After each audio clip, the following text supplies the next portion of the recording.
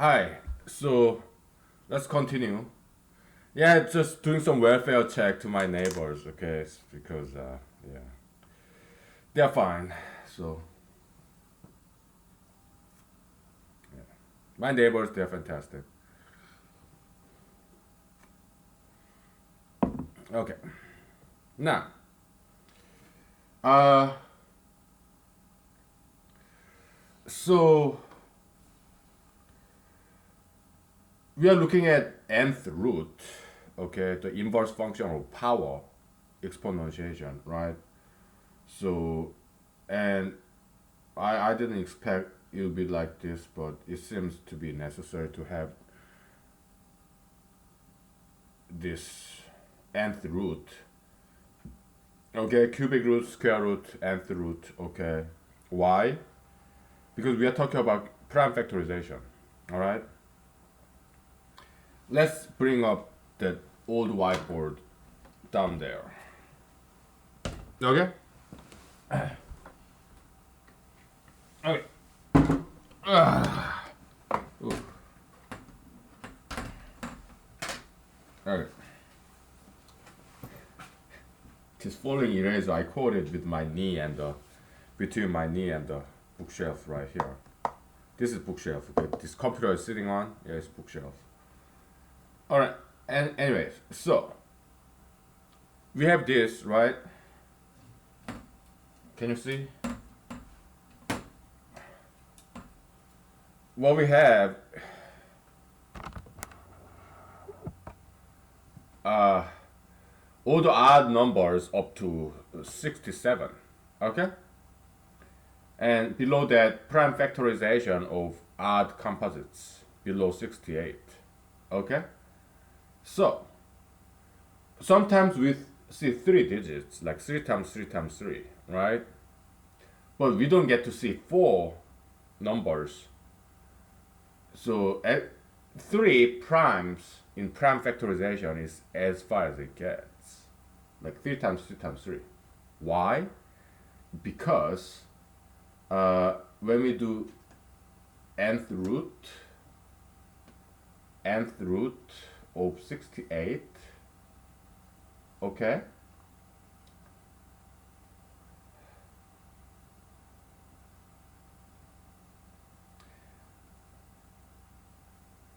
if we do cubic root of 68, what is it?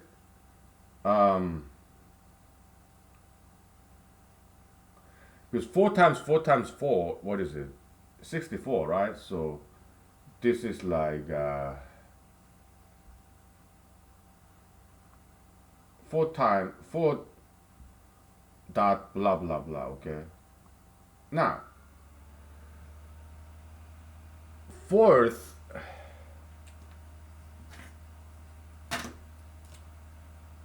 fourth root of 68 is so it's like 2 dot blah blah blah blah. Why?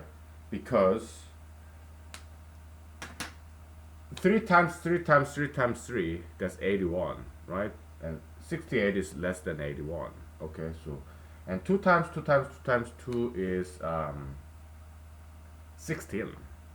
Okay, so fourth root of 68 is between fourth root of 81, which is 3, and fourth root of 16, I mean, which is 2. Okay, so that's why this guy is 2 dot blah blah blah. Okay, so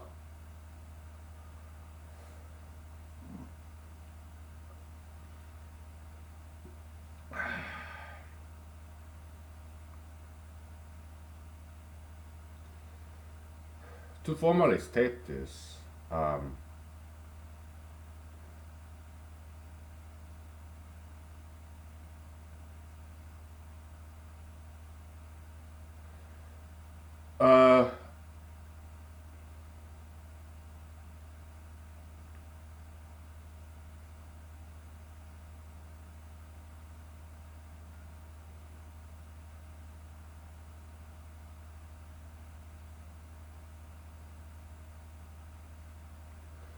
So what's the maximum? The question we are asking is this: what's the maximum?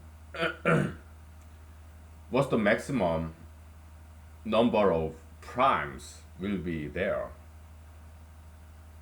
when it comes to prime factorization of this lesser odd composite?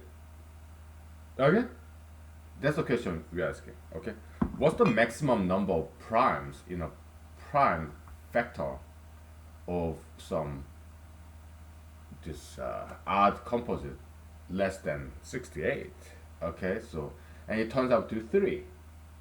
Okay, in general, what's the formula for it? Okay,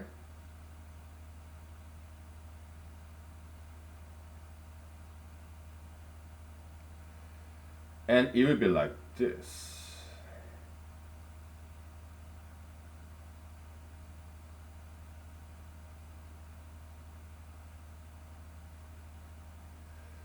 For example,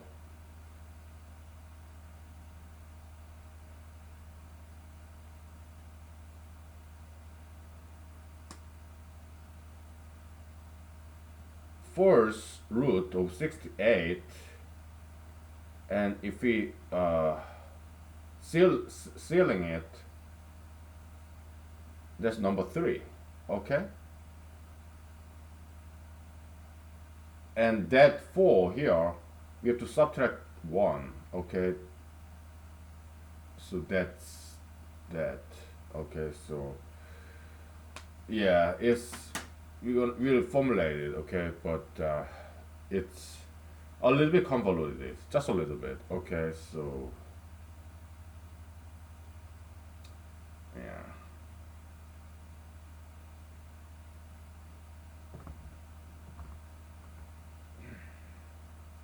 Yeah.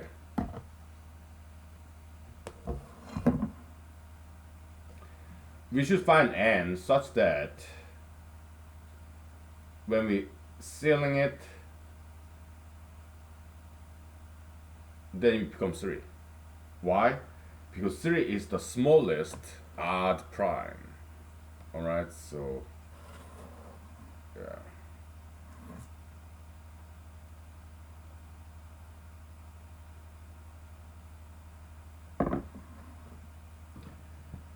So the maximum, the longest prime factorization happens with 3. 3, 3, 3, 3, 3. Okay? So, yeah.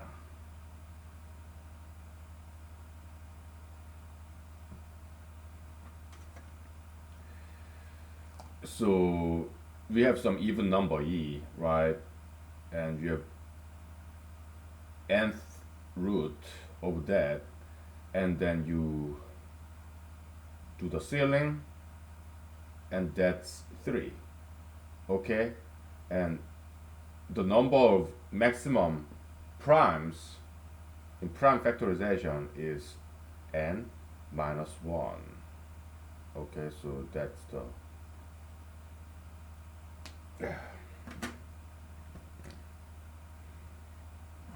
okay, so we'll express this. Okay, nice handy dandy formula, closed form formula, but for now we got the concept down. Okay, so.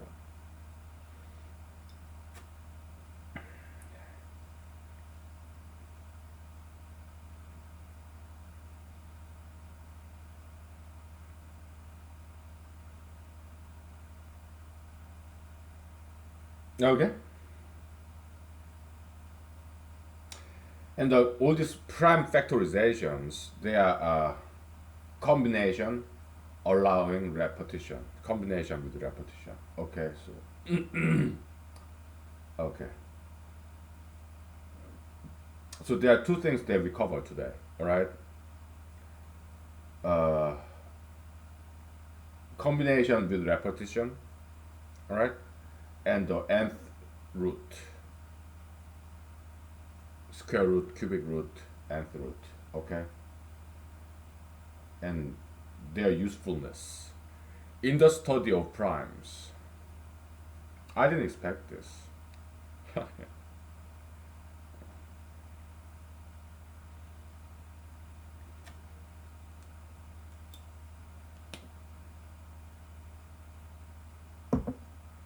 Okay.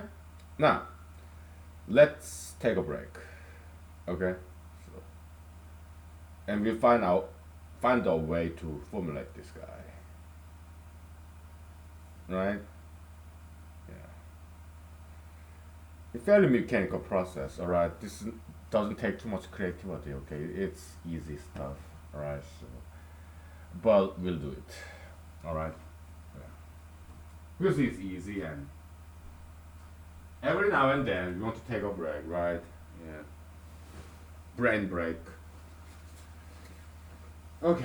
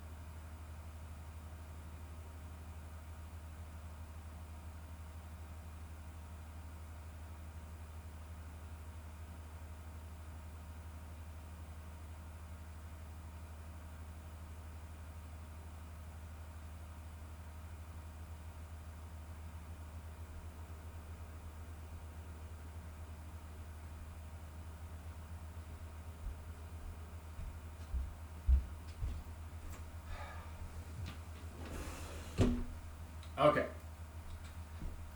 so we're back. Yeah, I mean prime number, they do like Riemann zeta function, polynomial, whatever, this infinite harmonic series. Uh, I don't know much about it. Okay, I just know that Mr. Euler, Herr Euler, Господин Euler. Okay, he lived in Russia for a while.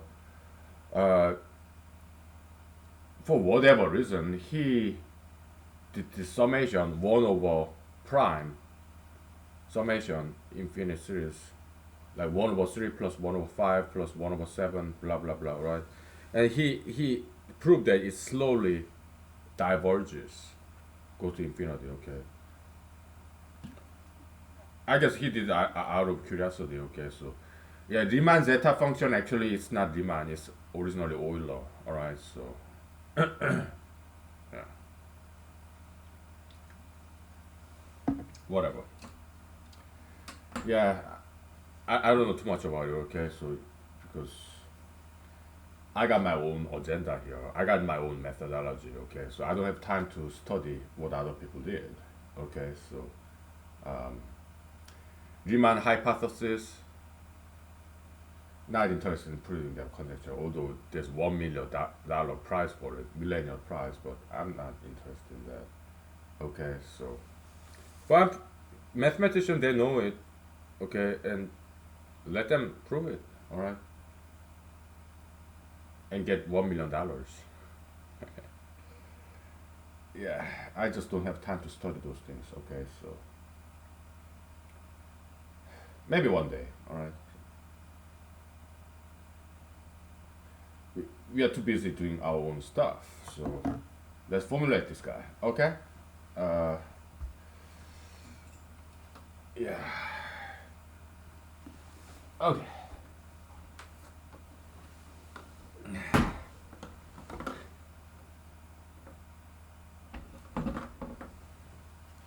I mean, it's algorithmically simple concept. All right. You have some even integer. All right, and find n such that nth square root of this even integer, and you ceiling it. Okay, find the integer that's bigger than this dot dot dot guy, and it has to be 3. Okay, find that n. Okay, and then subtract it, n minus 1. That's what we are looking for. Okay, so boy,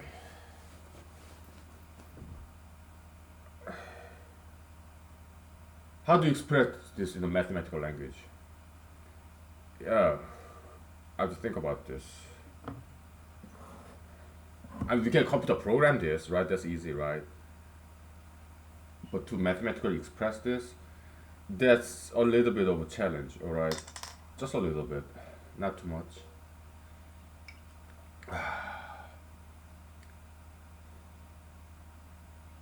E is a constant, all right? Where is an input too, but n, n minus 1 is the output. Okay, you have this computer program piece, right? E is your input, n is your output. Okay?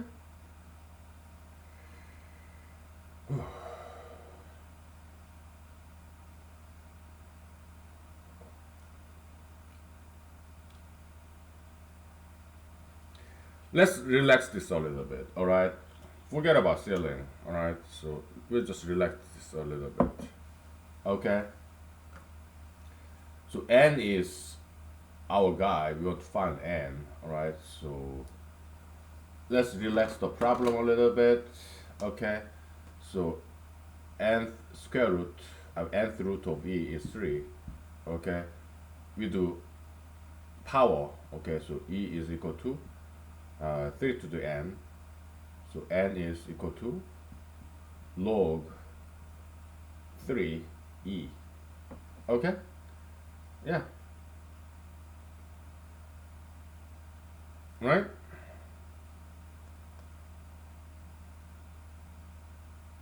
So now we use logarithm as well. Yeah, logarithm is very common in today's study of prime numbers. Okay, I've seen it many times. So, okay. Yeah, it helps to see what other people do, mathematicians, contemporary ones.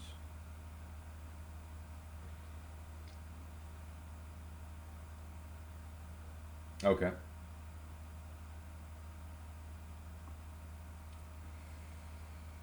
Okay, let's see.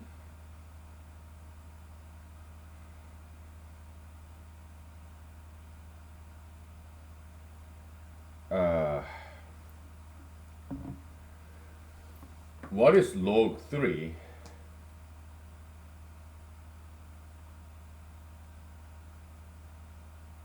of 68? Well, it's sandwiched between log 3 of 81 and log 3 of 27, right? So it's like 3 point something.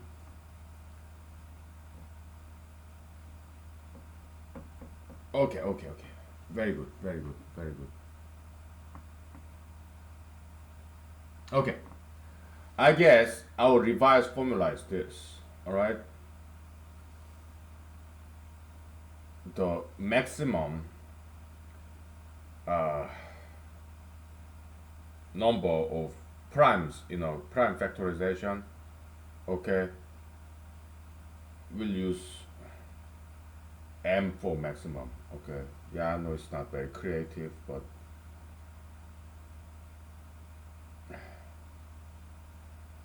we'll use mu, okay? Mu of 68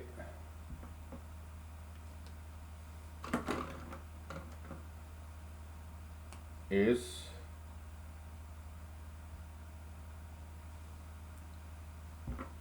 you cannot quite see it, huh? Mu of 68 is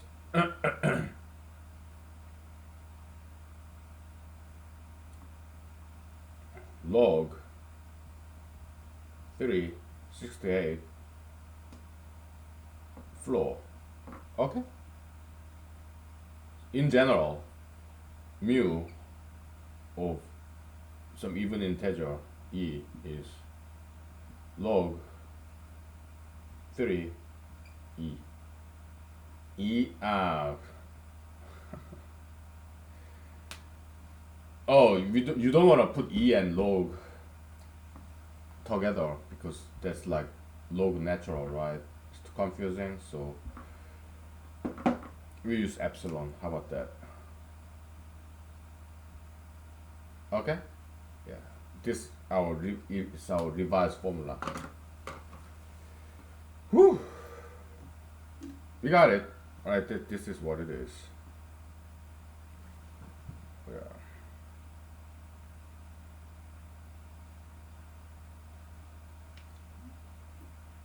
Mhm.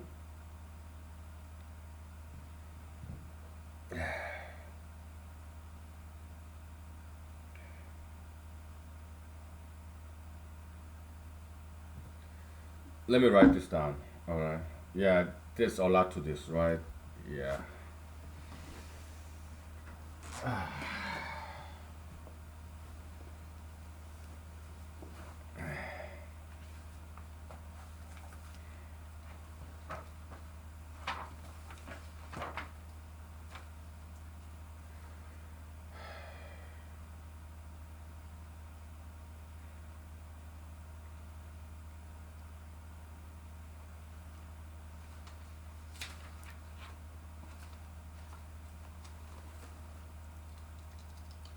A lot to write down because we found a lot.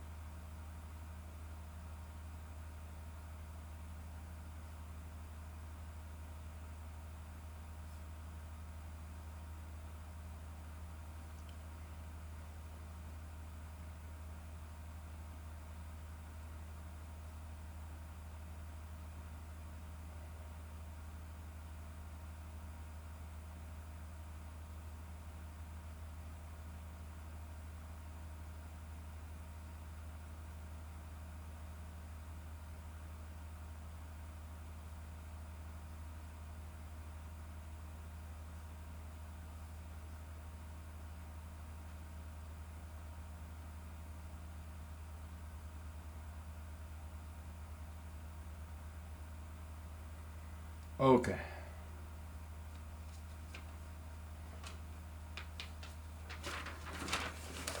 Yeah, I kind of envision a future where this humanology indexation project, because humanology series is just sequential numbering, like humanology 1 all the way to, by now, humanology like 900 and something, right?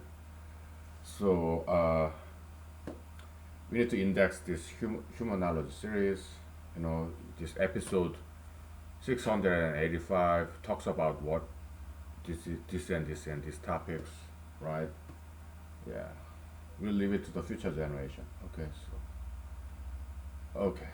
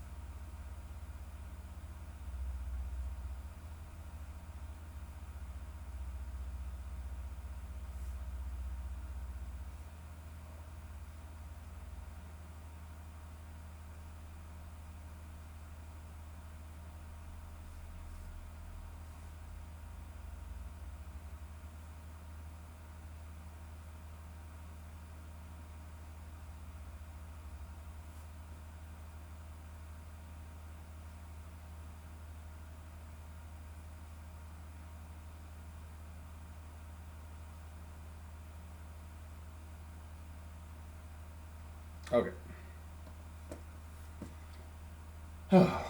Yeah, I wrote it all down. Okay, so wow, it's quite a lot, huh? Yeah, but we got it. All right, we found the formula for it. Good. Now, lesser odd composite set. It's a finite set given this input integer even number. Okay, we are looking for all the odd composite numbers, each of which is less than e, our input even integer. Okay, and we want to find closed form formula for it. That shouldn't be very difficult. Okay, why? Because e is an input. Okay, and we found a formula algorithm to see whether this odd number less than e is it a prime or not. It's a O of n algorithm, quite efficient. Okay, right. So we can find all the prime numbers less than e, right? And the rest is odd composites. All right. Yeah. So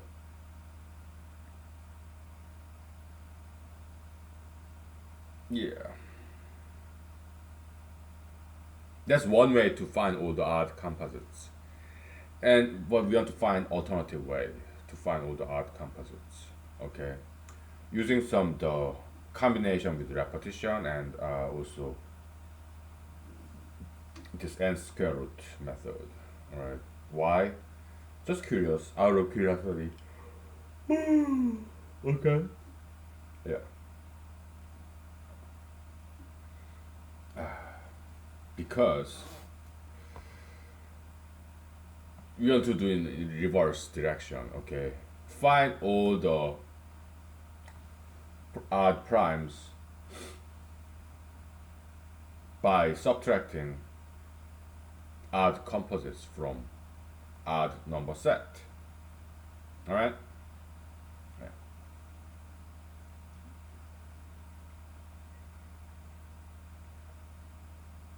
It's just exploring different possibilities.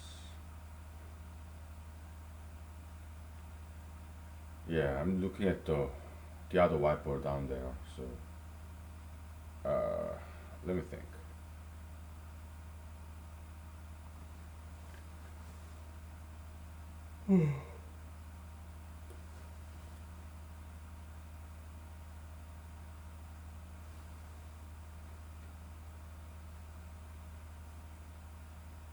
Okay, okay. Hmm. Okay, okay, okay.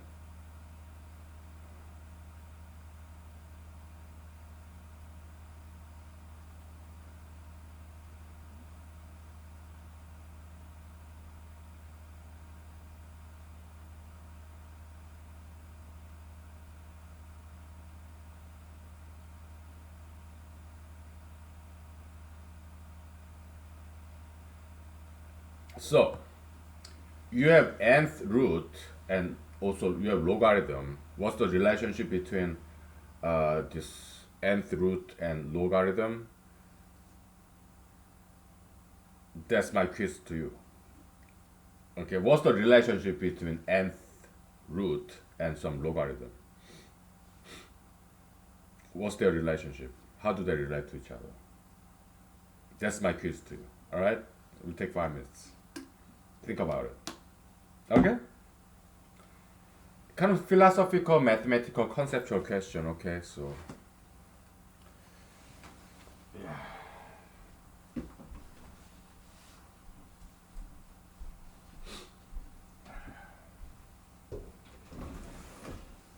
all right.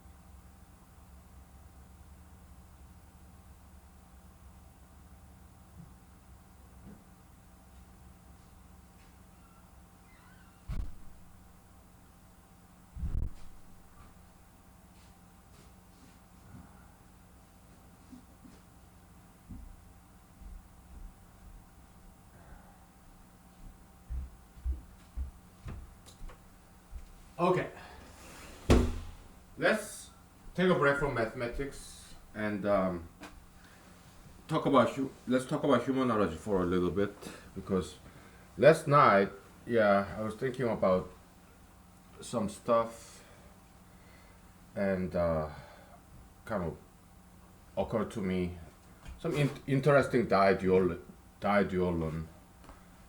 plus minus minus plus. Okay, so we briefly talk about it. Okay, so very quickly, in animal world, there is polygamy.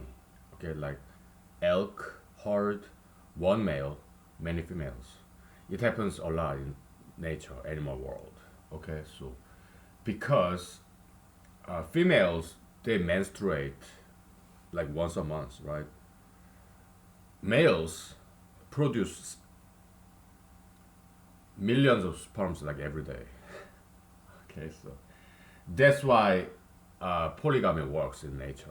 Okay, you don't need that many females. I mean, you don't need that many males because one male can uh, re- engage in this reproductive adult activity with many females because male produce a lot of sperms. Okay, so your male and female animals number. Okay, in number of individuals is 2 by 2 table. Okay, so and number of gametes like is it sperm or egg. So your male gamete, number of male gamete, and number of female gamete. Okay, male sperms there are a lot of them.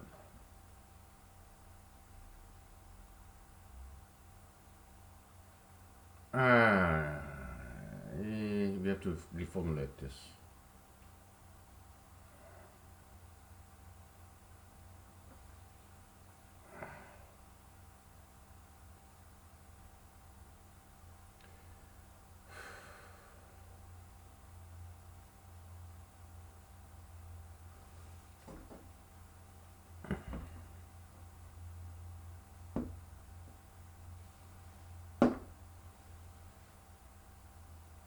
Number of gametes.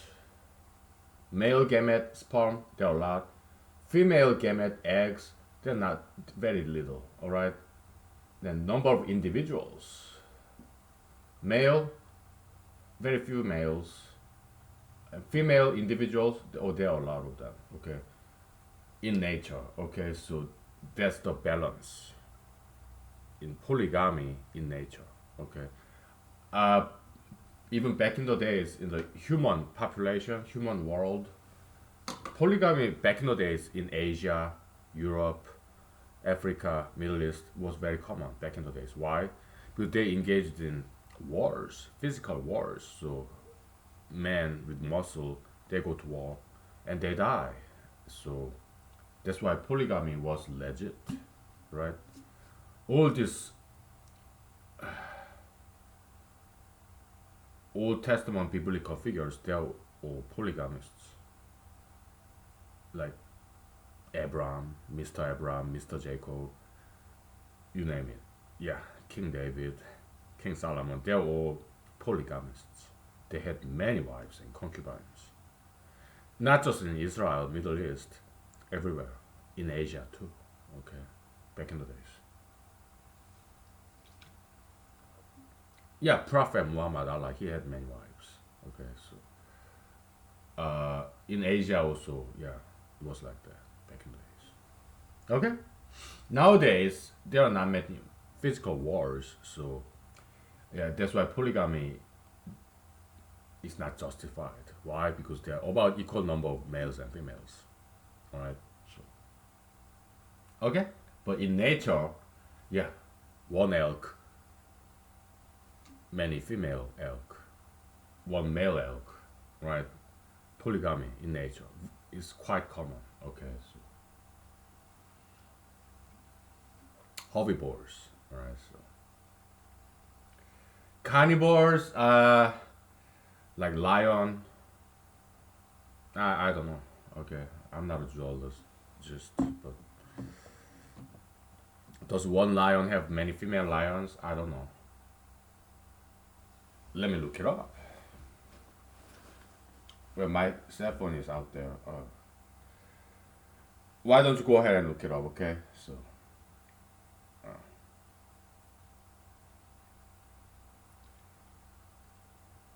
now let's get back to mathematics because we got a lot to do. All right, having some busy weekend here. Okay, so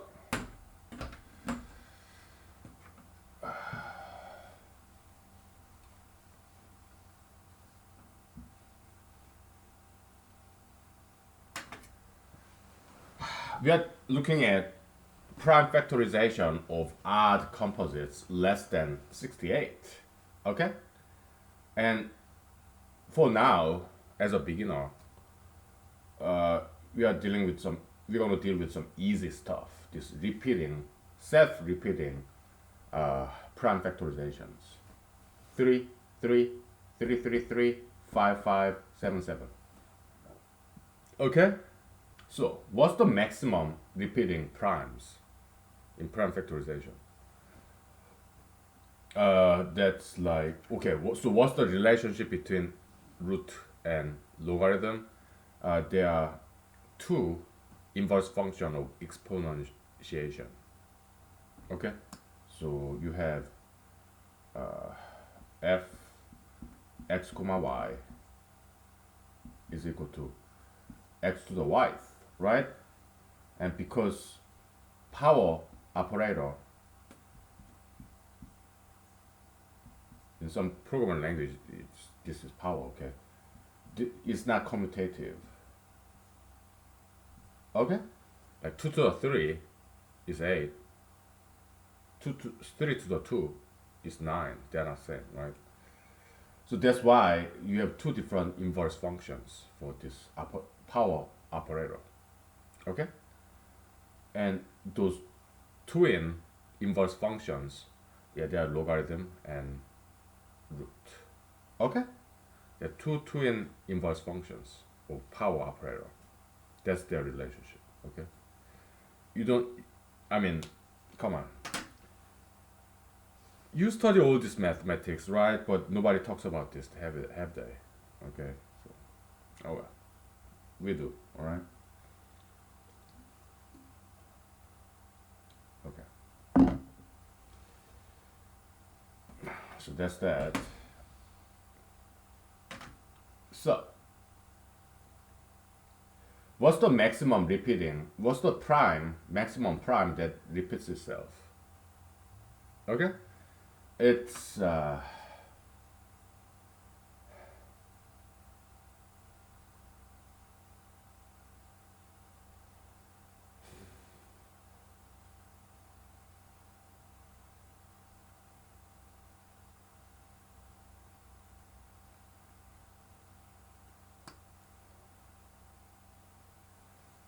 so 7 squared is 49.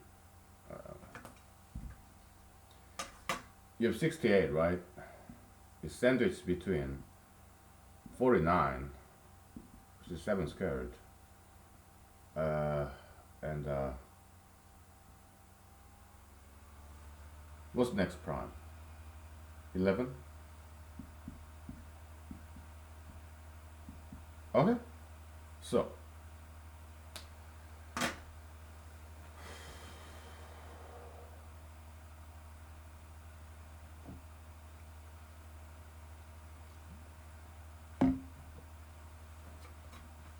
before that, just one more, 8 squared.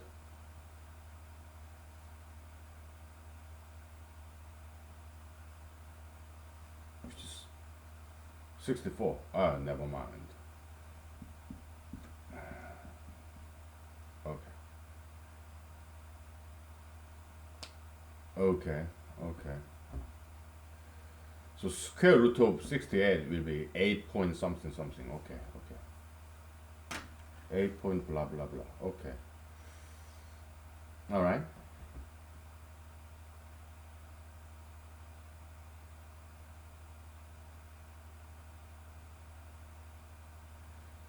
So you do square root of 68, which is like 8 point something, and you floor it, becomes 8, and you find the maximum prime that's less than 8. Okay, so yeah, that's your maximum prime. Okay, repeating prime. All right. Okay.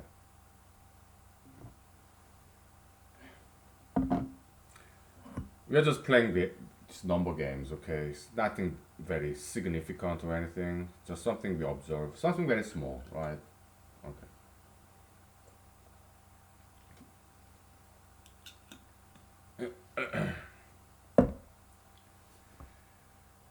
Boy.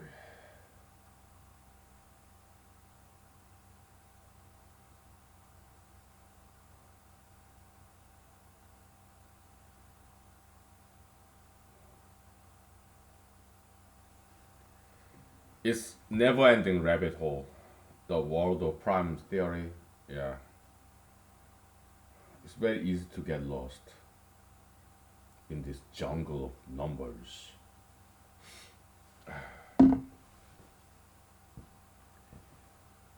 Yeah.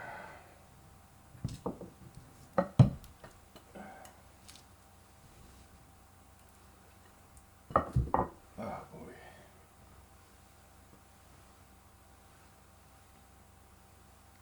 We'll get back to Goldbach's conjecture, okay, later, but we're just exploring stuff. Yeah.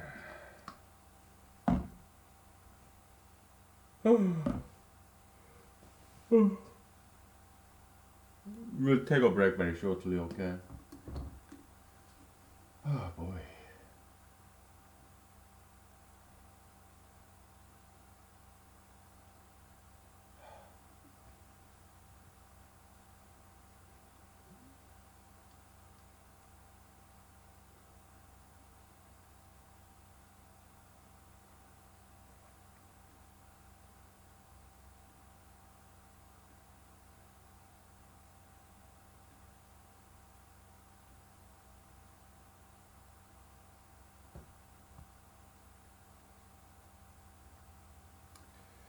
So we call it pi, okay, the maximum prime, the self-repeating in prime factorization.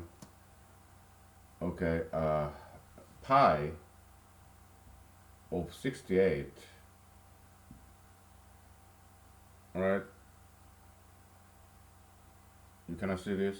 Alright, I'll write it down here.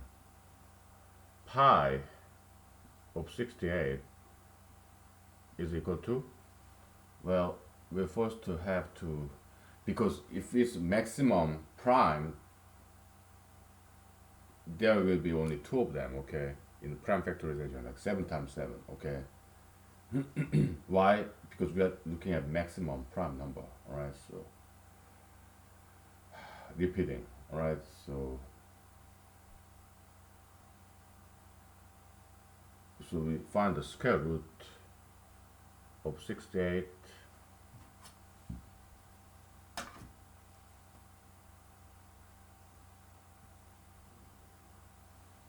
and we floor it, and that's 8, and find the maximum prime of that. Okay, maximum lesser prime of this number. Okay, MLP. Yeah, because in computer programming, the recommended style is you fully spell out the name of the function. Okay, sometimes it's more than one number, like max, max underline lesser underline prime. That's the name of this function. Okay. Yeah.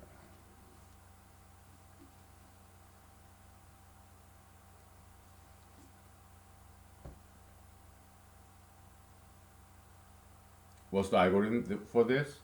Yeah, just it's linear. Like start from 3 all the way to 7. Okay, examine whether these odd numbers are prime or not using our prime verification function. You got closed form formula for it, right? Yeah, run that algorithm, kind of subroutine. Okay.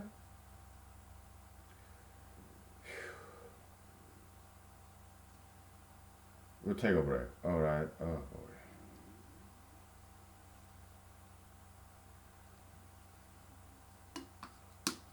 Let's take 5 to 10 minutes break. Okay. So I'm kind of getting sleepy too. Oh boy. Yeah. Okay. Take 5 minutes.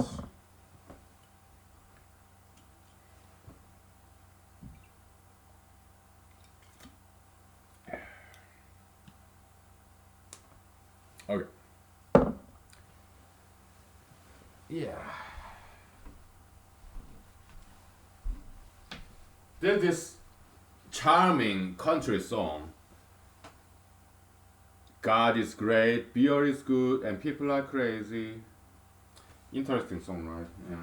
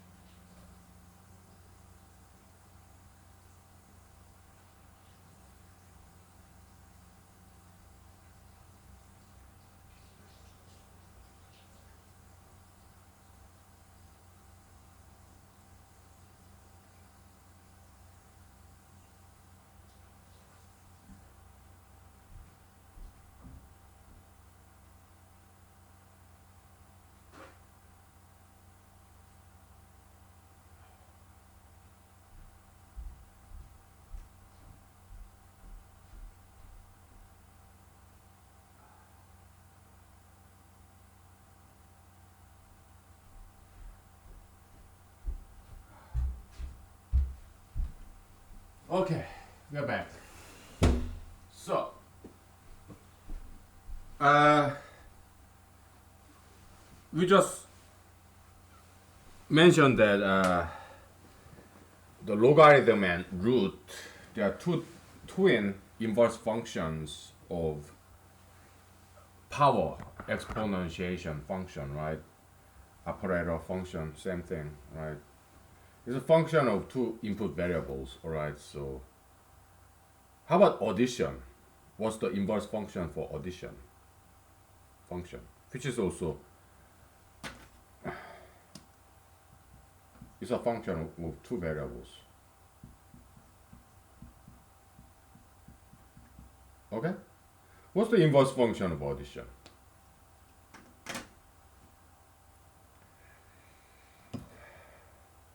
And how many are there?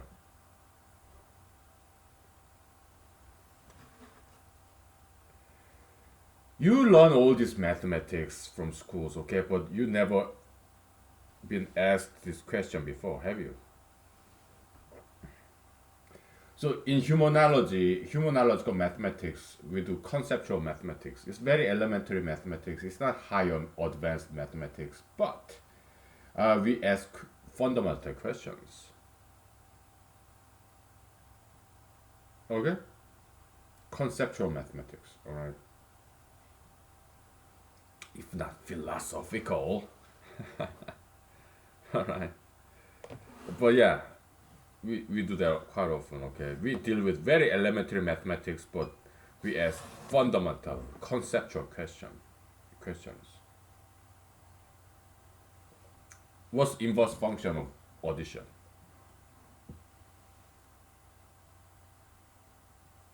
And how many of them are there? Huh? Okay. Yeah, but let's reframe this question, okay? So f of y, f of x, y is equal to f of x is x plus a, right? What's inverse function? X is equal to y minus a, right? So yeah, inverse function of plus operator is minus. Likewise, inverse function of multiplication is division, right? And because addition and multiplication, they're commutative, like x plus a is same as a plus x, right? And that's why plus and multiplication, they only have one inverse function, subtraction and division, okay? But when it comes to power, you have two inverse functions because they are not commutative, right? Right. So, yeah. Can you think of a function that has three inverse functions? Maybe. I don't know.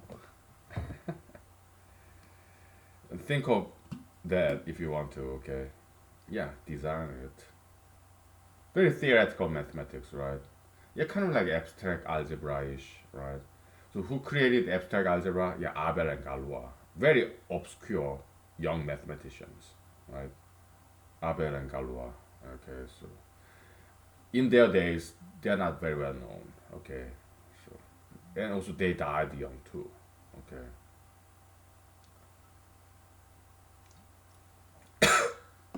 As young, obscure mathematicians, they were not professors. They didn't have PhD. Right? I mean, I don't know about Abel. He was a little bit more known than Galois, but Galois, I don't think he has PhD. I don't think he was a professor. Okay. He died young, right? So did Abel. So, young, obscure mathematicians, they were able to solve this century-old problem, these polynomials. Okay, it was surprising proof because people are looking for generic solutions for polynomials of fifth degree and higher, and they proved that there's no such a thing. It doesn't exist. Well, it exists, but you cannot express it in existing current algebraic operators, functions like power, square root, logarithm. Okay, it, it does not mean we can not ever express it. We just have to expand the definition of mathematics and come up with a new algebra, all right? And one possibility is the tetheration hyperoperation. Okay, I independently discovered that, but later on I found out this Professor Donald Knuth of Stanford University, computer scientist and also fantastic mathematician, mathematical historian, encyclopedian. Yeah, he talked about that. Yeah, Ackermann's function. Okay, all that stuff. Herr Ackermann. Okay, he was a student of Professor was this German professor in math. Hilbert. Okay, David Hilbert, Herr Professor. Okay, yeah. So Herr Ackermann, he was a student of Professor Hilbert, right? And while Professor Hilbert was supporting Mr. Ackermann as his student, as his researcher, Mr. Ackermann got married, and then Professor Hilbert fired him. Why? I guess, I mean, it's enough for him, Mr. Hilbert, to support Mr. Ackermann financially as his research assistant. Now he got married, and now Mr. Hilbert has to support financially support Mr. Ackerman and his wife. Oh, that's too much. I think that's why he fired him. All right. Yeah. So Mr. Ackerman got a job as something a high school teacher. Okay. Interesting history, right? Yeah.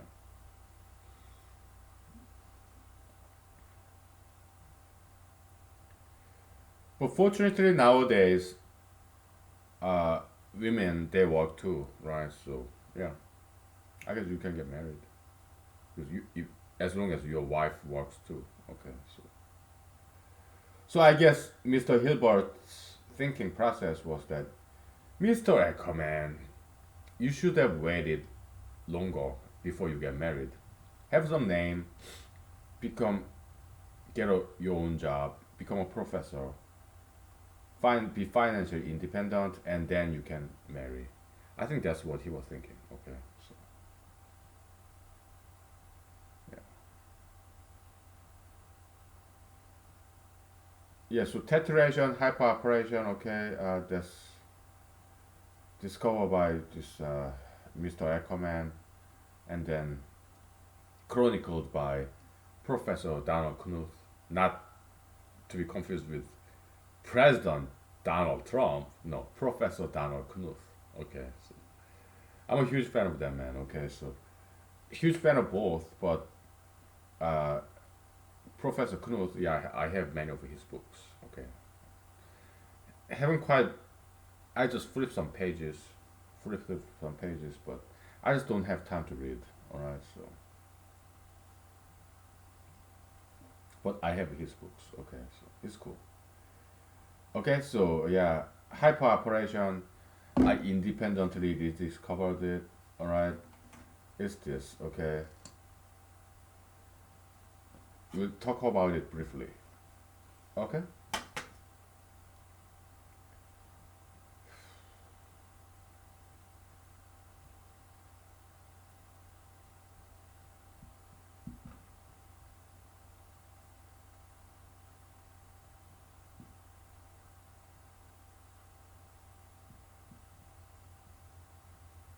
right? You're adding up a n times, and we're gonna we're gonna come with notational convention. This is a plus squared. Okay. Now, what is addition?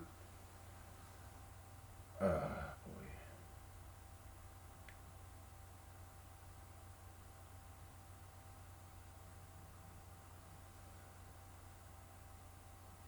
A.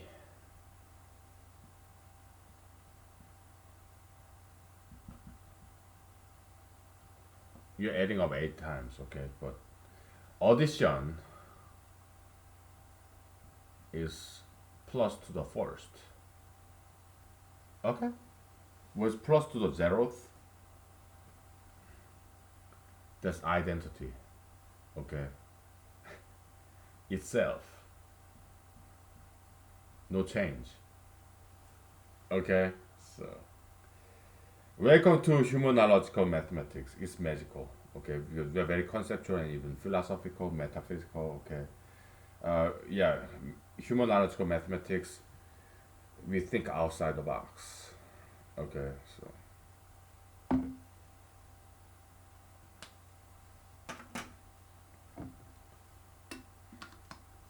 identity, all right?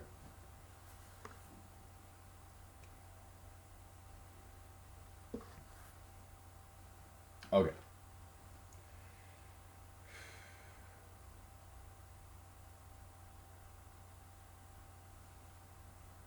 Yeah, like A is equal to A is equal to A, dot dot dot A, saying like equal sign will we can meta we can make it into a meta function, all right? Like equal I from 1 to infinity A, like A equal to A equal to A. Okay, so that's the definition of this equality, identity. Okay, I am I am I am I am I am who I am. That's what God said. Moses asked God, "Hey God, what's your name? Nice to meet you, God. Hello, what's your name?" I'm learning Russian, so let's say it in Russian. Like,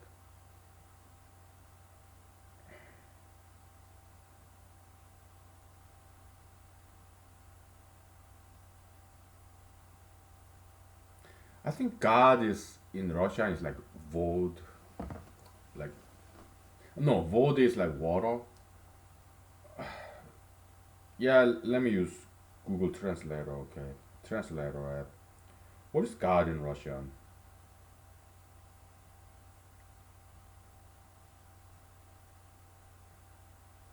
Bog, bog. Okay, sorry. How do you say hey? Привет. Okay, that's a hello. Привет, господин Bog. What is your name? It's like Kak.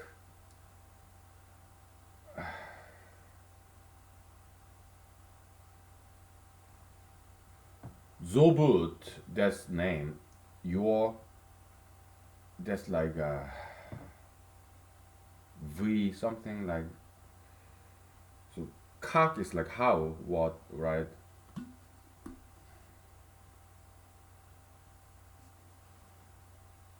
Vysho, Kak Vysho, Kak Vyshe Zobut, something like that. What's your name?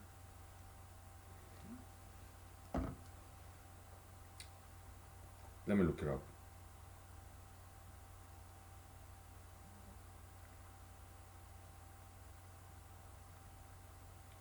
Kak vas zobut.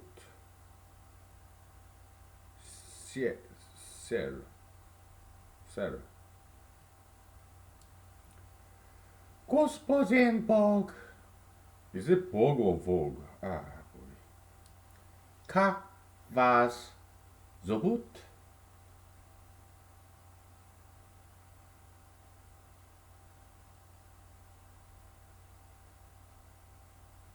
Bog. Okay. Yeah, so Moses asked God in Mountain Zion, right? God, what's your name? And God said, I am that I am. I am who I am. Okay. I don't need any reference. I don't need any citation, okay? My words is good enough. I am who I am. I don't need to reference citation. No. Because I'm self-defined. I am God. I am who I am, Jehovah, right? Je suis Jesus. I am. Okay.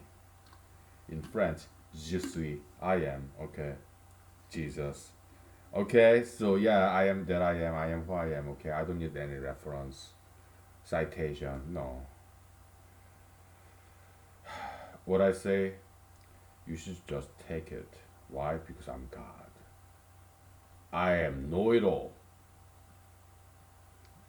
I don't need to rely on some authority, citation, reference. No, no. If I say something, you should just believe it, accept it, take it. Because I'm God. Okay. I am who I am. No reference, citation needed. No reliance to authority. Nah, no.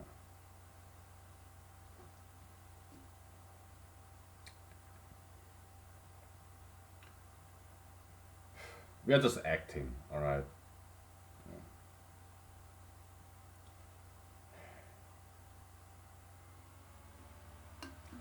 Interesting, right? Yeah, let me take a picture of this and then we'll take a break and then. Okay, one more thing. Okay, so power, alright? Okay. So minus operation is inverse function or plus, so it's minus 1, okay? Multiplication, it's plus function to the second, right? Power operation is a multiplied by a n times, right? Is plus raised to the third, okay? And division is inverse function of the second addition, so okay. Now logarithm is plus to the minus third, right? And this root is plus to the we call it 3i, okay? Why? I mean, because this hyper operation is stopping commutative, so and so what's tetrahedron? Yeah, a to the a to the a to the a, okay? So that kind of operation, right? Yeah, that's the tetrahedron is plus to the fourth, okay? And yeah, plus to the fifth, okay? And each of them have two inverse operators, and two inverse operators, they each make brand new irrational number system, right? Like logarithm root, okay? So this could be the key to express nth polynomial, nth order polynomial solution. It's a possibility. I don't know. Okay. One area for you or other people to explore. Okay. We'll take 5 minutes, maybe 10 minutes. Okay. So everything that I know, I share it with you. Okay. So that's why I'm so busy. Right. I have no time to study other people's theories. Every once in a while I do, okay, but busy, busy, busy.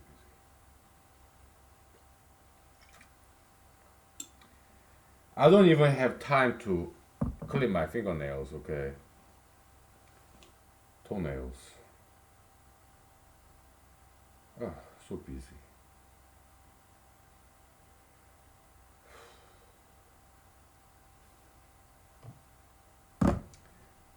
let's take 5 minutes. Okay. So,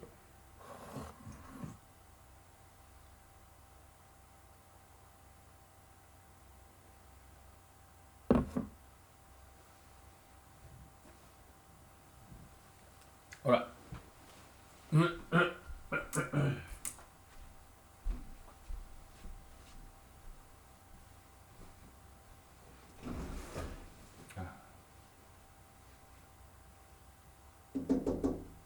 Yeah, this neighborhood cat stopping by.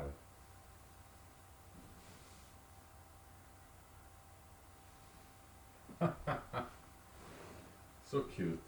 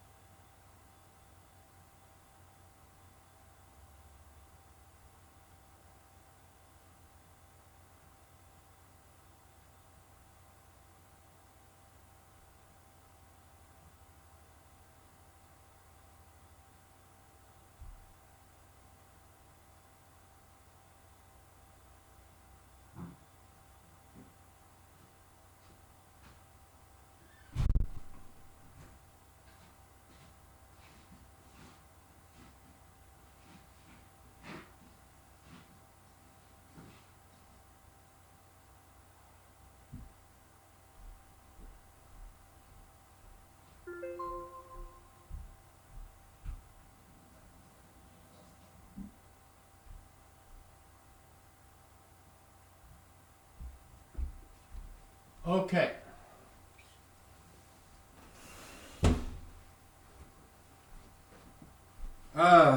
Last night I hit my toes. It's always left ring toe, okay? 'Cause I was kind of drunk on foot of some chairs. Ouch. So, but it's healing, so I'll take it easy when I dance, alright? So, did I take a picture of this?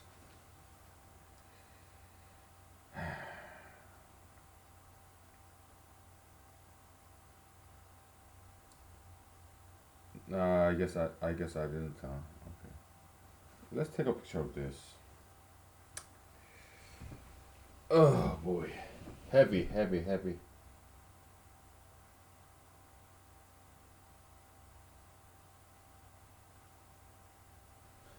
Okay, let me tell you with my friends.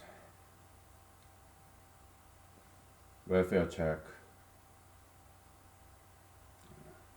words of appreciations.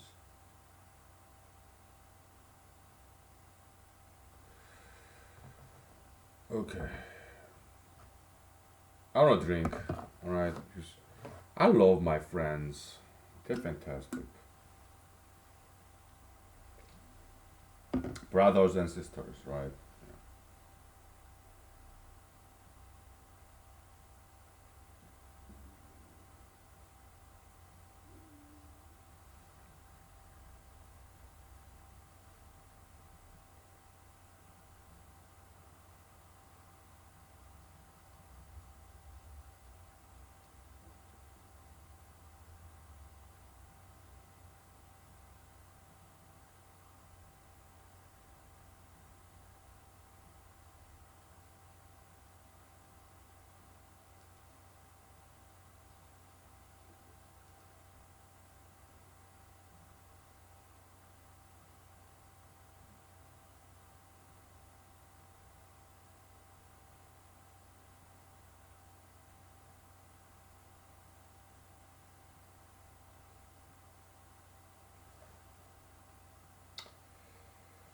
Yeah.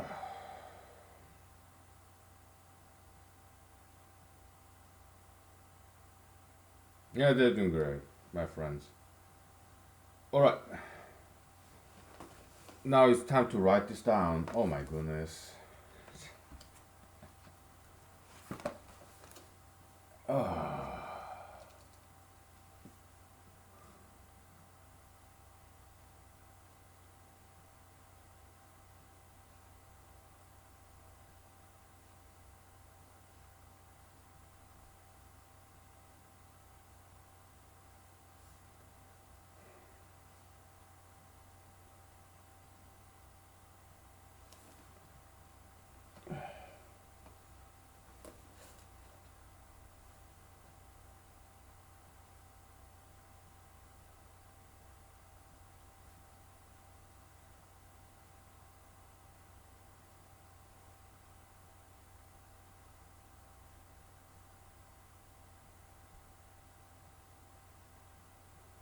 Alright.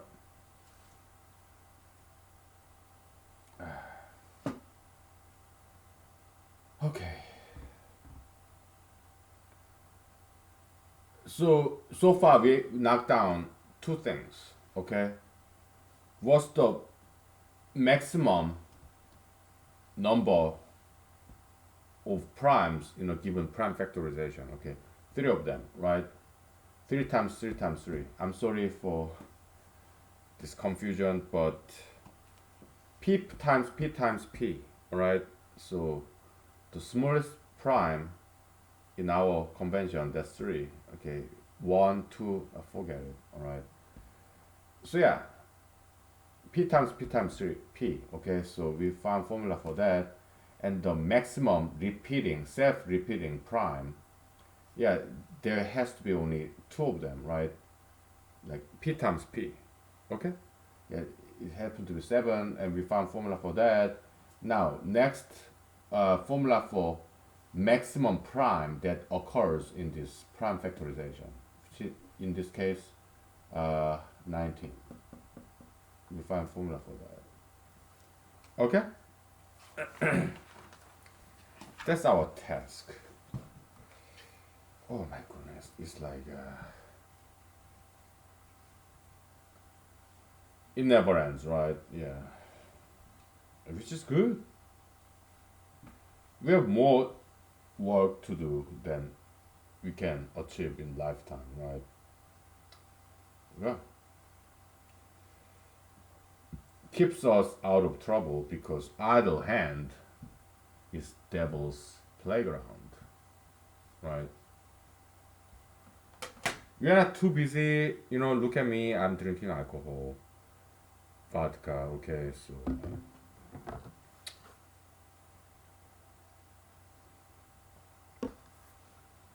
it's so cool. Yeah, I'm running for Alaska State Senate, so I don't drink and drive because Alaska State Senate election, that's very local.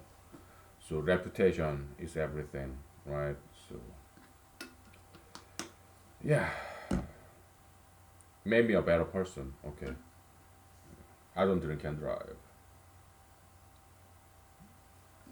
and I'm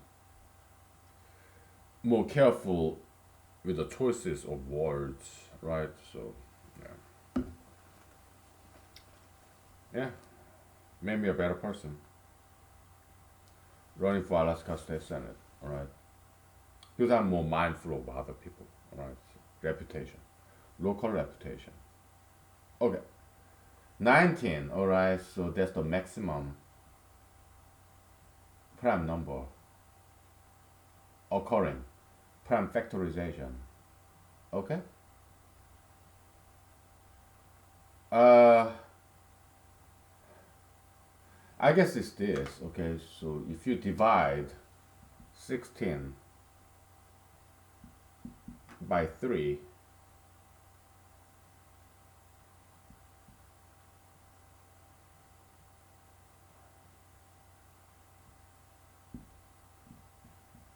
22 dot blah blah blah, right? Okay, okay, so that's, so maximum prime,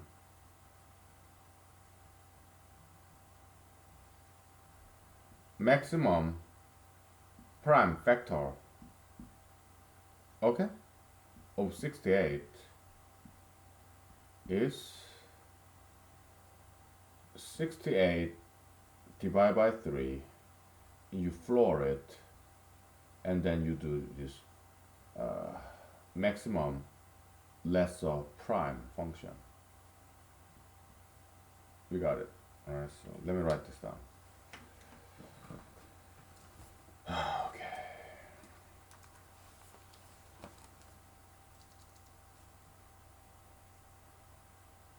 People we run alphabet, Greek letters, okay, so we just spell it out. Acronym, right? Yeah.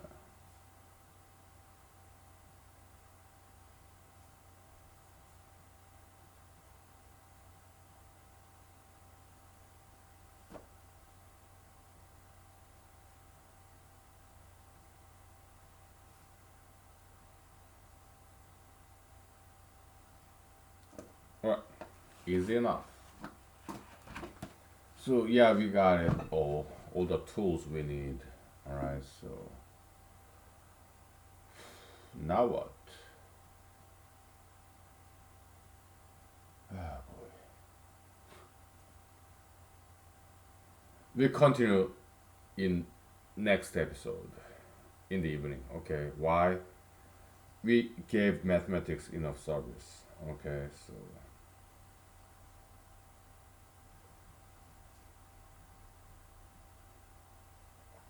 yeah, we don't want to overwork mathematics. All right, so let's put this behind us, shall we? Wow, we did a lot. It's Saturday morning.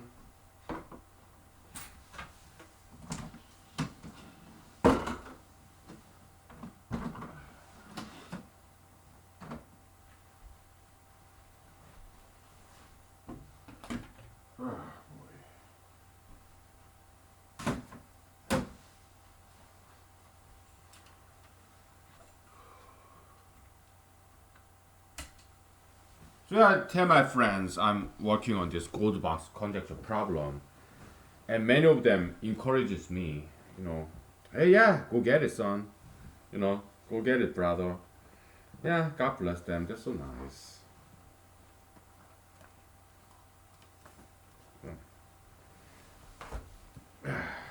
Good friends.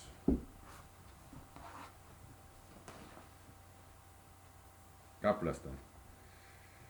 They're so nice. My friends in Korea, America, also, yeah, Instagram, Facebook friends from all over the world, from Africa, Middle East, everywhere. Okay, so God bless them.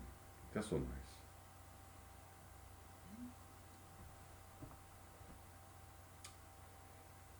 I don't think people are crazy, okay? I think people are nice. I think they're fantastic, right? I mean, every now and then we see some strange people, right? Yeah, but people are people. We all make mistakes, all right? Nobody's perfect. So,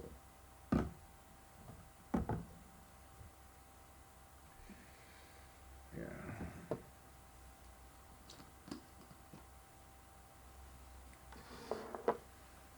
Of course, it takes time to get to know a person. For example, let's say you're an employer, right?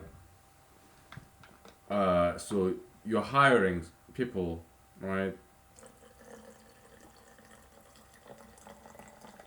And your job candidates, right? So you post in a website like Indeed.com, back in the days, Monster.com, right? You post a job, right? And they submit online resume. So you look at resume, right? And out of 100 job applicants, you pick like what, 10 of them based on their resume, right? So you invite them in, you interview them one by one. But they will say what you want to hear, what they think you want to hear. Oh, I got all these experiences, education. I have fantastic personality. So yeah, hire me. I need a job. Right? Yeah, they say what you want to hear, right?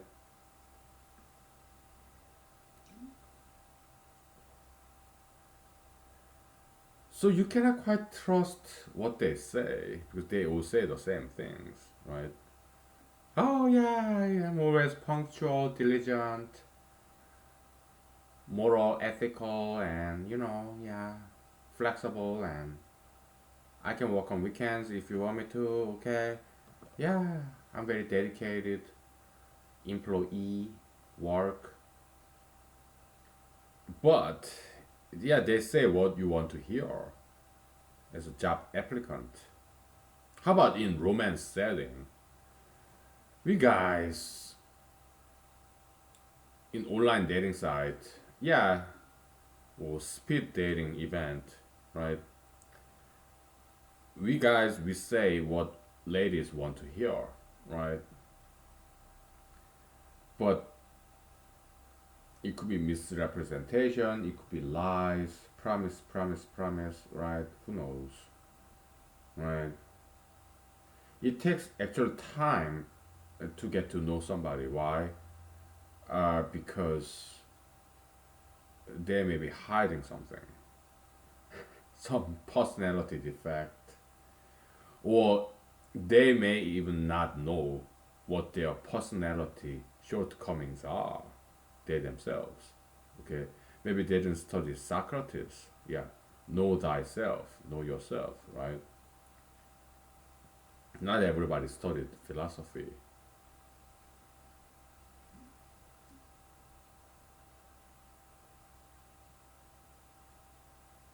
Okay, so because job interview, you may give some scenario, right? As an interviewer, you're the boss, your employer, you have job interviews, job applicants, right? We'll continue this narrative after 5 minutes break. Okay, I need some vocal rest. Okay, all right. Interesting, right? Let's do some acting, all right?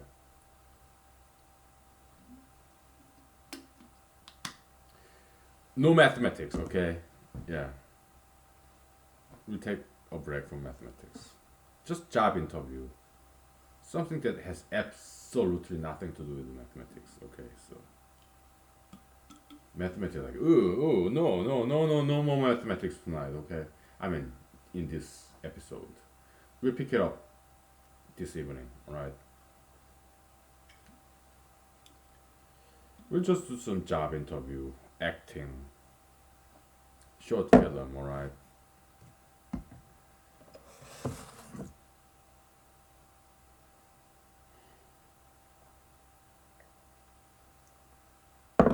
Okay.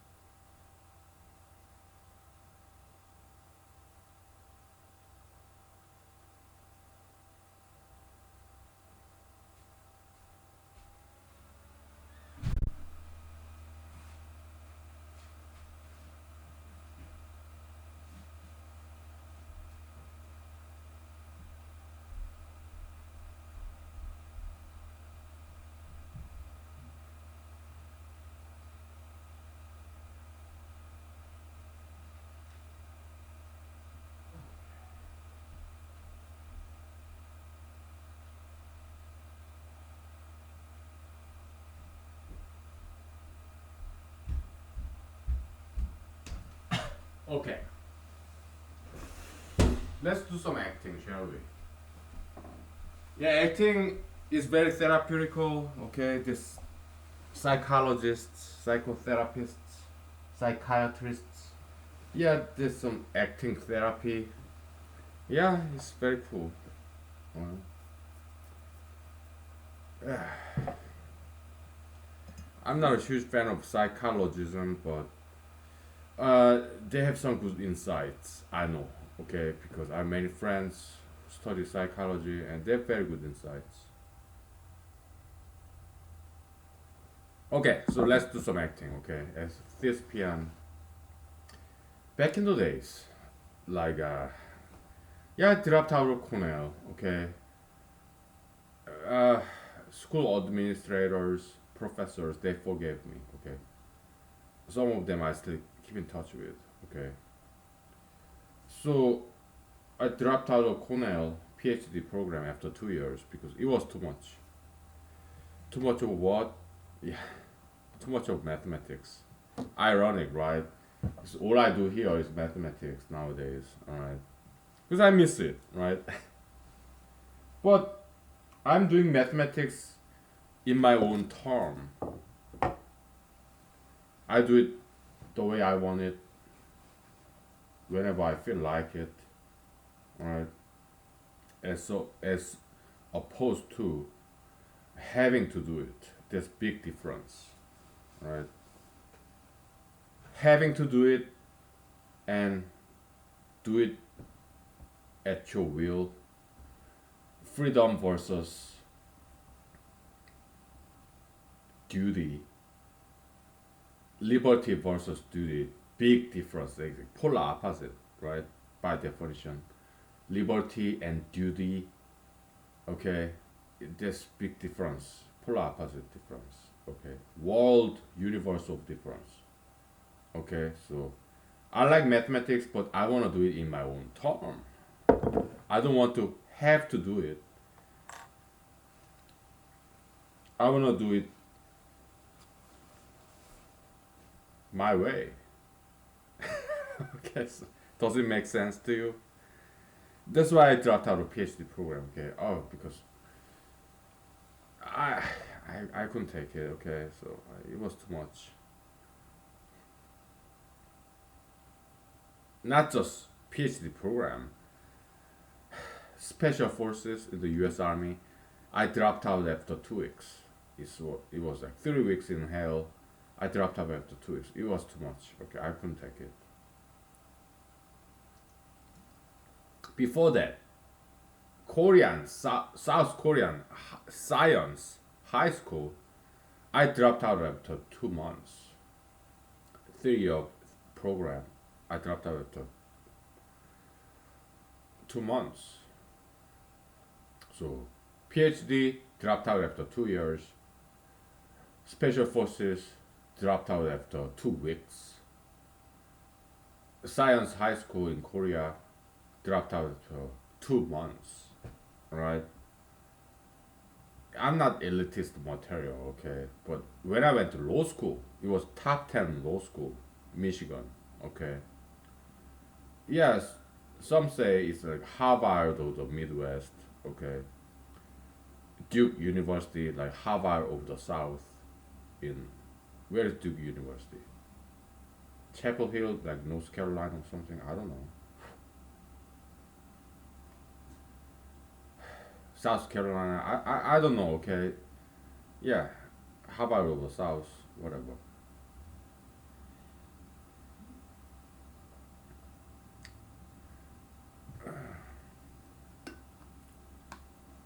So, I dropped out of a PhD program and my school officials and administrative officials and professors, they forgave me kindly and generously because they are very parental. They understood, right? I was sitting in front of a computer, okay, and I was like, "Hey, I'm young only once. When I'm still young, let's record this useful image of myself because I'm only young once." Okay, that's like when I was like 20. 7/28 back in 2004. 26. Okay, so yeah, I went to Los Angeles, California to become an actor. Okay, so and I got a room, two-bedroom apartment. Okay, and this gentleman, he's from Cuba. Okay, he would tell me this story. He and his friend, he would tell me this wonderful story. They built wooden boat out of wood.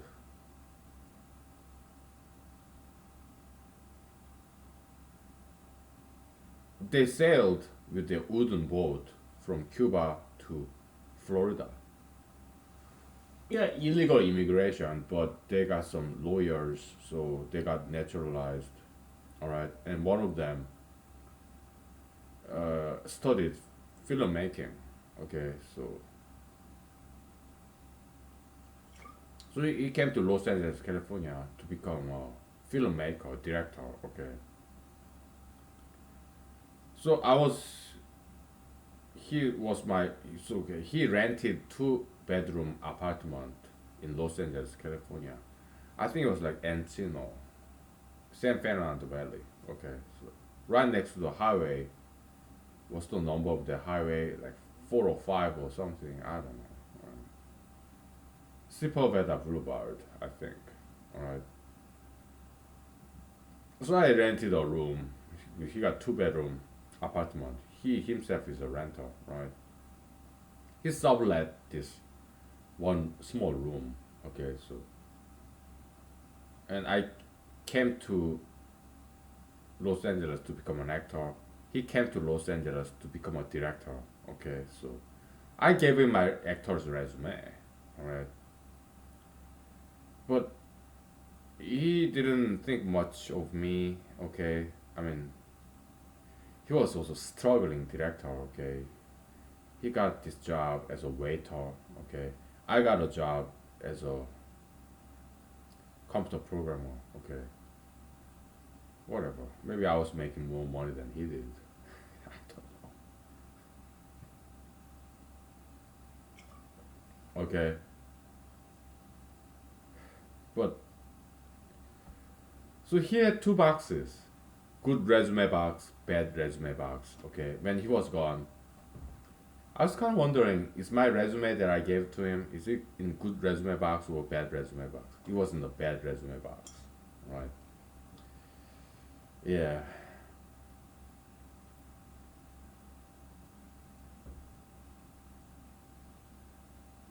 Well, that's fine. He would steal from me in this refrigerator this protein powder. Okay, so that's fine. All right.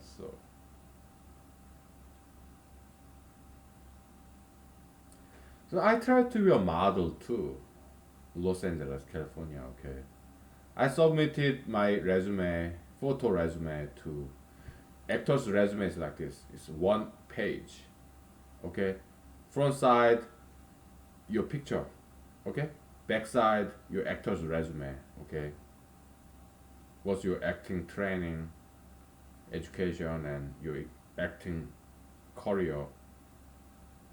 Okay, what you have done. Outright, oh, I'm a PhD dropout, computer science major, 3.9 GPA, and my acting experience, not much. Acting education, yeah, I took some classes.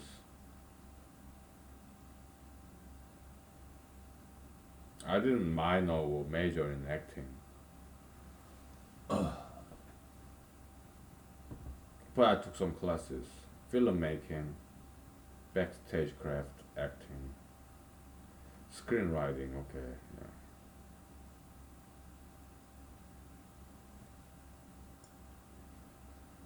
And I also applied to this modeling agency, right? with my weird photo, with my ripped jeans, ripped t-shirt. And I have read these modeling agencies, they also have two boxes. Okay, good resume, bad resume, and they have third box, left out aloud, LOL resume, because all these people who want to be a model, they have this weird selfie photos. I bet my modeling agency application resume, you went to that left out aloud box, ripped jeans, ripped t-shirt. Yeah, I'm sure you went to that left out aloud box. Okay, I read about it. Okay, so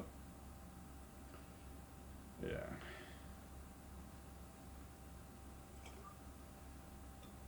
I was like, hey, I got muscle, not too much, but I work out. Do you want this? You want piece of this? Yeah. Help me become a model. Be my agent. You like what you see? You want this? This? Not too much muscle, but still I work out.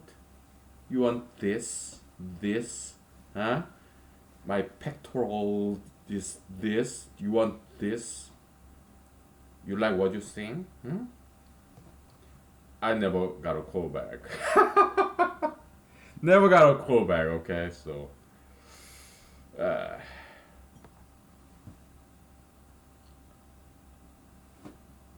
but yeah, some acting agency, they did contact me, okay? God bless them. They're so kind and generous, right? But I never got an agent though, because I was running out of money because I used to work in McDonald's drive-through crew, French fries. Never got to flip the burger, okay? Because that's higher up, okay? But yeah, I did cook French fries, salt, right? Yeah. Drive-through crew. I did that. Later on, I got computer program job, okay? So in Los Angeles, California. Well, first Pasadena, California. My first employers, yeah, they are Chinese in Pasadena, California. Small business. Oh, they're really cool. Okay, so I love China. I love Chinese people. Okay, when I graduated from law school, okay, my mom came visit me. Okay, and in some, I think it's like Seattle, Washington, I guess. Okay, she was almost missed her flight.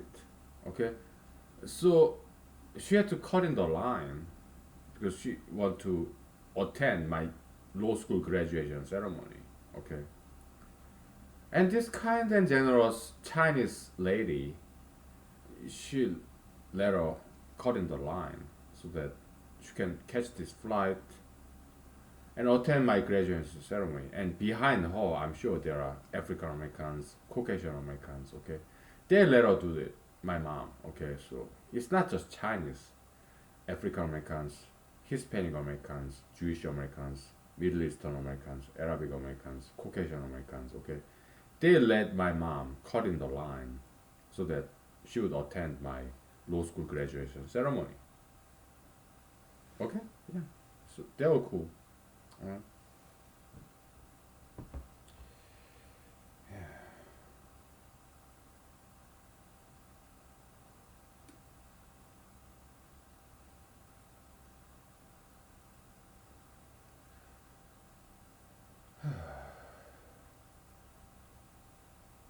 so yesterday I talked about Fox TV, Fox News. Okay, sorely disappointed. This pointing finger to China all about this coronavirus, warmongering, hatred mongering. Okay, because they just obey President Trump's attitude, right, to the dot. They should stop doing that. Okay. Yeah, yeah. What Mr. Brett bio or something, he kind of he was cool, okay, because he was his Fox News employee, but he was critical of President Trump. Like, oh, president's power is absolute, is total. Yeah, I'm the President Trump. I can override any governor's mandates. So Mr. Brett Baio, as a Fox News employee, he criticized that. I appreciate what he did, what he said. That's very courageous, brave, right? So Fox News, yeah, it's not too bad, right? They interviewed Dr. Oz, Dr. Phil, Dr. Drew, all right? Yeah, Fox News, Fox Channel, they're not too bad, okay? They are all humans, organizations. They're never perfect because we are all humans, okay? So I can forgive them for some mistakes. We all make mistakes, don't you? I know I do. Right?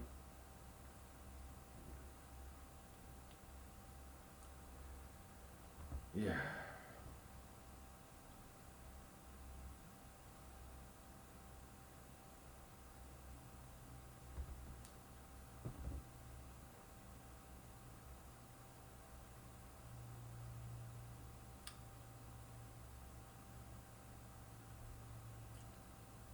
So let's just forgive and forget, okay? So we all make mistakes. We are dumb. Human condition, right?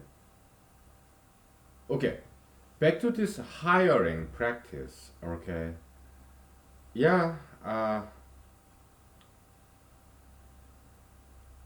we'll take 5 minutes break, okay? And we'll get back to this interview acting, interview movie, short film, okay? Yeah, there's some movies of that name, some Japanese horror movie, I remember, okay? That's kind of cool, okay? Alright, we'll take 5 minutes. We'll do some interview acting, okay? So,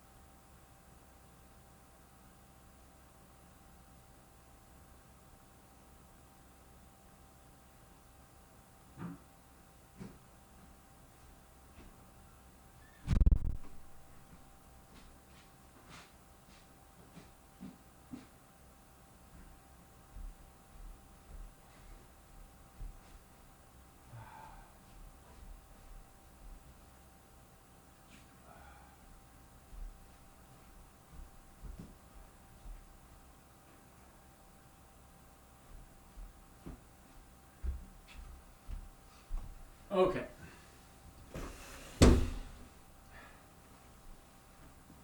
Yeah, so I just washed my face on this eavesdrop from the roof outside this clear snow melted water. I love doing that. Okay, so clear, clean, pristine natural water in my yard. They're great. Okay, let's do some acting. Okay, so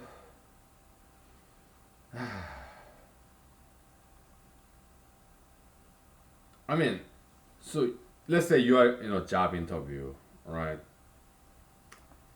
And I'm your potential employer.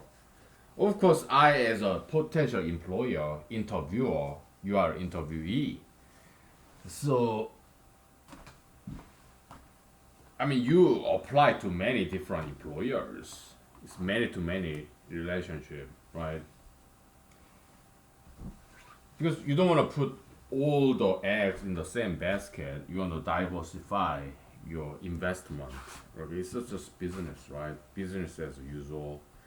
And I also interview many potential employees, job candidates, job applicants. Okay, so and let's make it comedic. Let's do comedy. All right.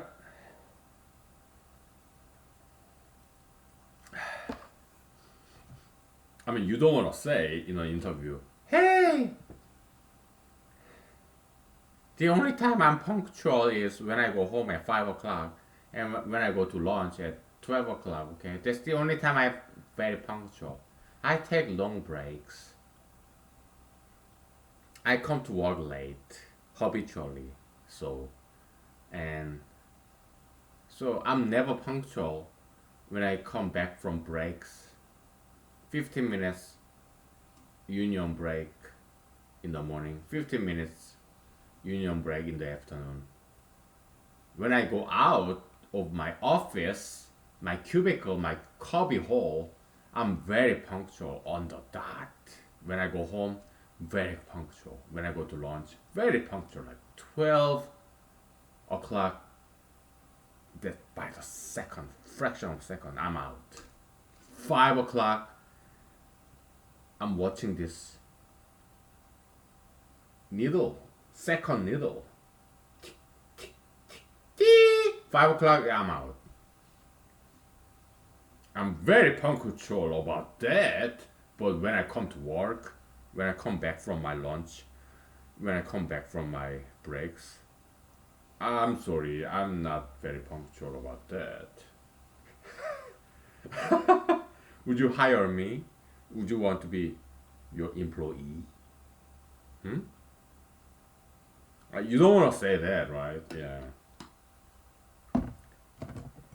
And that's not all. I doze off. Like,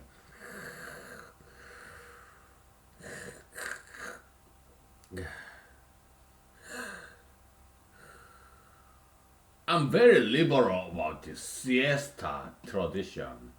Yeah, I sleep at work, and I do so very carefully. I mean, cubicle, right? I can angle occlusion, principle of occlusion, this cubicle, cubbyhole, cubbyhole, this wall. Yeah, I can sleep, doze off, close my eyes. At the same time, you cannot see me because I'm hiding behind this wall. This 1 inch difference. Yeah. Oh, I'm very good at that. I learned my ropes. Okay. I have this fantastic sleep at work sleeping skill. I have learned that over the decades. I know how to sleep at work. Just 1 inch difference, just behind the wall, so that you cannot see me. Okay.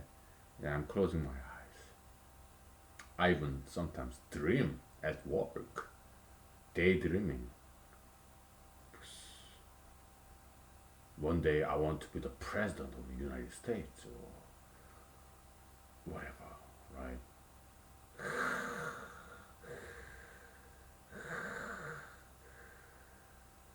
Oh, I'm sorry.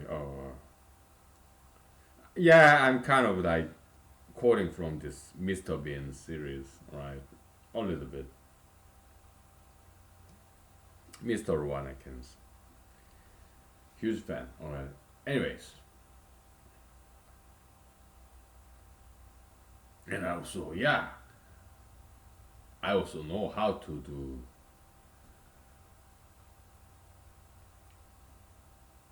as an employee, for decades, I know how to surreptitiously, I know how to sneak and be, what's that word? Discreet about it. Yeah, going to all these websites, web surfing, on the job, OTJ, web surfing, reading all this news. I know how to do that on the job. Decades of employee experience. Would you still hire me? I mean, I know all these tricks. You don't want to say that, right? Come on. Job interview.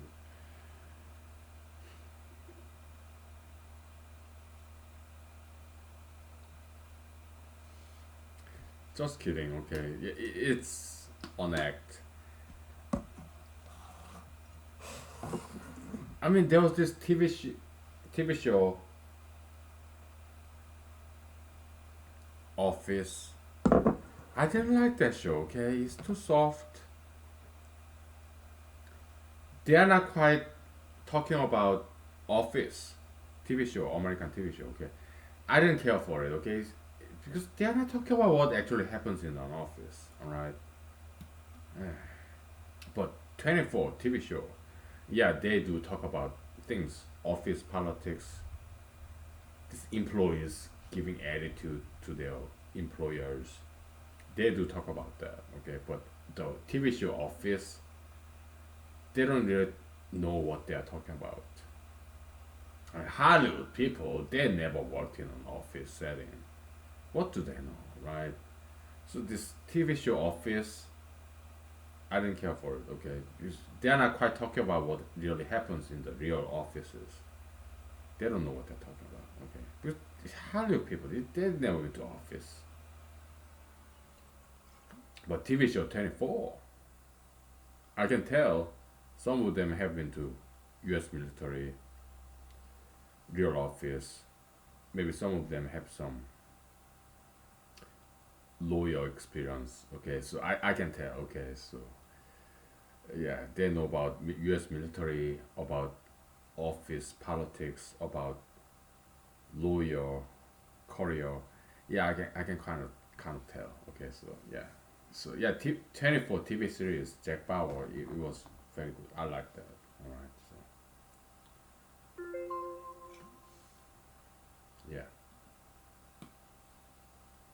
So not everybody in Hollywood is bad. Okay, there's some good ones too. All right.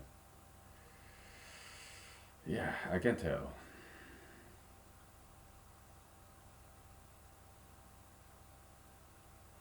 So what I propose is this: we have to diversify investment. Okay, Hollywood doesn't have to be this monopoly of entertainment industry. ESPN doesn't have to be monopoly of the sports industry. Okay, all these towns in America, big and small, if they're medium-sized cities in America, all 50 states and territories.